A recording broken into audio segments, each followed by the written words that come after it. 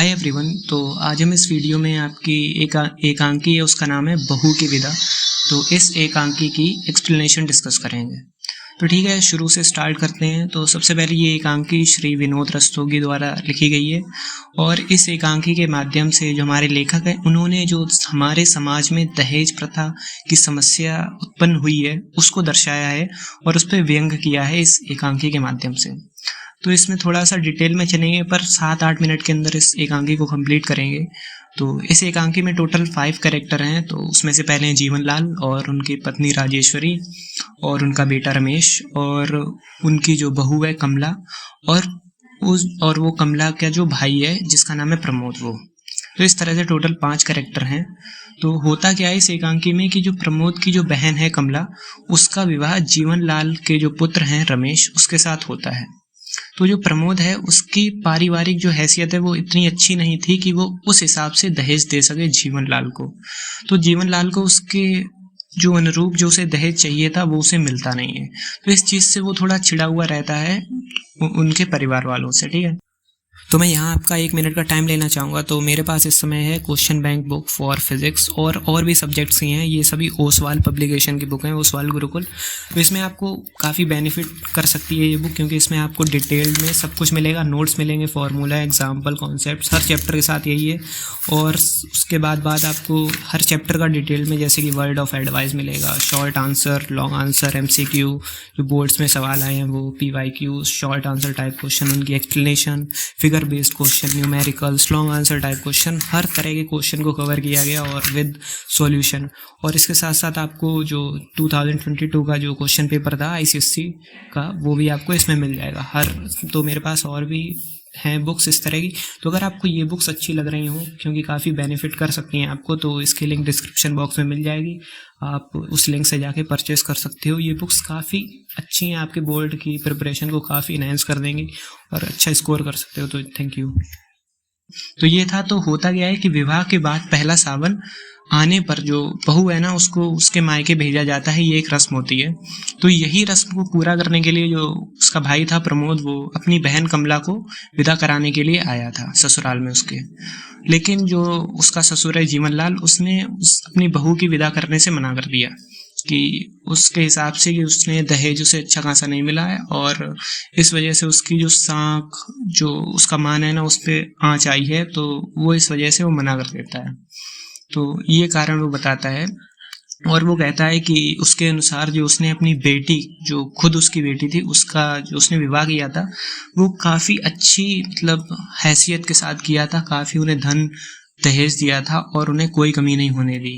और इस वजह से वो ये सब उसको बताता है। ठीक है, तो इस वजह से वो जो उसका जो भाई है कमला का भाई प्रमोद, उससे वो डिमांड करता है कि वो उसे 5,000 रुपये की भेंट फिर दे, क्योंकि जो उसकी जो आँच है ना उस पर जो धब्बा लगा है उसके आप कह सकते हो मरहम के रूप में। ठीक है, तो इस तरह से वो कहता है कि अगर आप मुझे 5,000 दोगे तो मैं आपकी बहन की विदा करने के लिए तैयार हो जाऊंगा। लेकिन प्रमोद जो था वो जीवन लाल से मतलब मिन्नतें करता है कि आप प्रार्थना करता है कि आप ऐसा कर दीजिए, मेरी बहन को भी विदा कर दीजिए, पर वो तैयार नहीं होता। और यही कारण बताता है कि मैं लड़की वाला हूँ, इस वजह से आप मुझ पे अन्याय कर रहे हैं। ठीक है, अब आता है इस पर जीवन लाल उसे अपनी बेटी जो गौरी थी ना उसके विवाह का उदाहरण देते हुए कहता है कि वे भी लड़के वाले हैं, परंतु उसने अपनी बेटी का विवाह बहुत ही धूमधाम से किया था। मतलब उसने अपनी बेटी के ससुराल वालों को इतनी खातिरदारी की कि सभी दंग रह गए थे। ठीक है, इसलिए लड़के वाले होते हुए भी ना उसकी मूंछ काफ़ी ऊंची है, तो वो इस तरह से उसको चीज़ें बताता है कि मेरे साथ ऐसा नहीं हुआ। ठीक है, और इस समय जो उसका बेटा था ना रमेश, वो अपनी बहन गौरी को विदा करवा के ससुराल गया था। वो भी अपनी बहन की विदा करवाने ससुराल गया हुआ था और किसी भी समय वो वापस आ सकता था, ये सब बात थी। तो प्रमोद उसके बाद अपनी बहन कमला से मिलता है और उसे सांत्वना देता हुए कहता है कि वह वापस जाएगा अपने घर और अपना घर बेच देगा और दहेज की रकम है ना उसको जुगाड़ कर लेगा इस तरह से।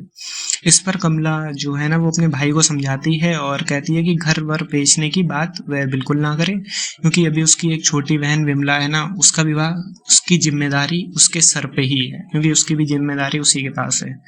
तो वो कहता है ये कि कोई नहीं, पहला सावन अगर मायके नहीं हो पा रहा है उसकी कोई दिक्कत नहीं है, उसके यहाँ ससुराल में भी उसकी सास और ननद गौरी हैं, वो भी बहुत अच्छे से उसके साथ व्यवहार करती हैं, तो वो उसे अपनी दोस्त की तरह मानती है, जो उसकी जो ननद है गौरी। तो ये था। उसी समय जो कमला थी ना, कमला की सास राजेश्वरी, वो इन सब की बातें सुन लेती है और वो 5,000 रुपए की व्यवस्था खुद ही कर लेती है और वो उसको देने देती है कि आप ये रुपए जाके जीवनलाल को दे दो, पर प्रमोद पैसे लेने से मना कर देता है। तो अभी तक ये हो चुका था।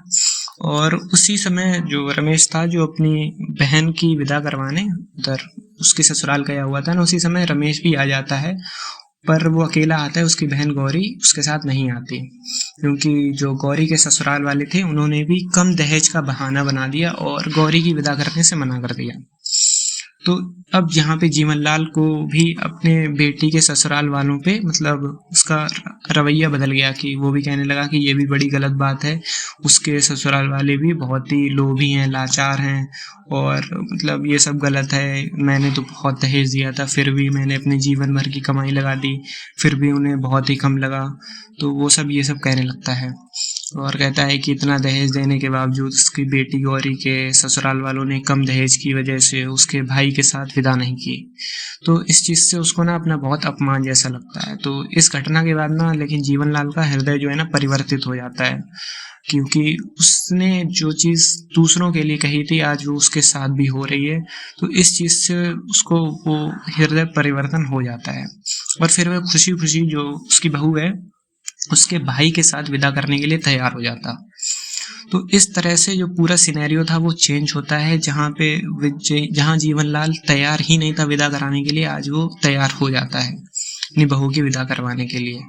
लेकिन जीवनलाल दहेज लोभी है, पर वो सब भूल जाता है, क्योंकि जैसा व्यवहार वो अपनी बहू के साथ कर रहा था आज वही वैसा ही व्यवहार उसकी बेटी के साथ भी उसके ससुराल वालों ने कर दिया।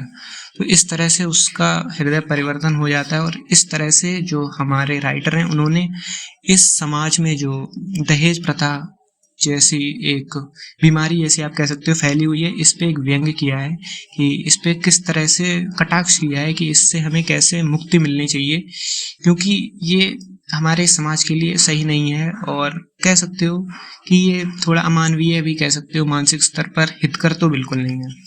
तो ये बताया गया था इस एकांकी द्वारा। तो काफ़ी मतलब ज़्यादा कुछ खास डिटेल में नहीं है, छोटी सी थी और यही इस एकांकी का आप संदेश भी कह सकते हो कि जो हमारे समाज में दहेज प्रथा प्रचलित है ये एक अभिशाप की तरह है और इस पे उन्होंने पूरा तीखा प्रहार किया है कि इससे हमें बच के निकलना पड़ेगा, इसको हमें ख़त्म करना पड़ेगा। और वैसे बहुत ही वन शॉट में लेकर गए हैं ताकि कुछ खास आपका टाइम ना लगे, तो आप अपने जो भी सारे पॉइंट्स है ना वो आप रिकॉल कर सकें, मतलब थोड़ा सा रिकैप हो जाए आपका, बस यही था। कभी मन हुआ तो एक डिटेल्ड वीडियो बना देंगे। तो that's all, make sure to like the video and subscribe our channel. Thank you.